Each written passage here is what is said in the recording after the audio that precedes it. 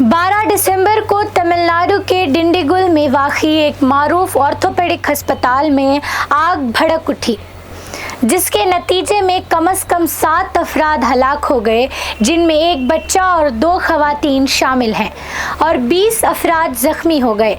आग के लगने की वजह रिसेप्शन एरिया में शॉर्ट सर्किट होने का इम्कान किया जा रहा है।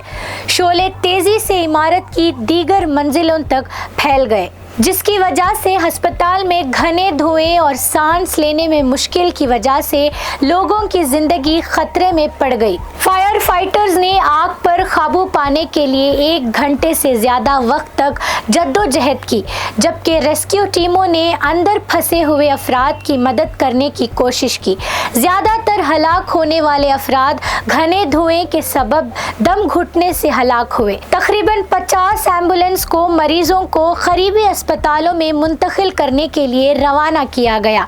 अब तक 30 मरीजों को डिंडीगुल गवर्नमेंट अस्पताल में मुंतकिल किया जा चुका है। मुकामी हुकाम आग की वजह की तहकीकात कर रही हैं और रेस्क्यू ऑपरेशन जारी है।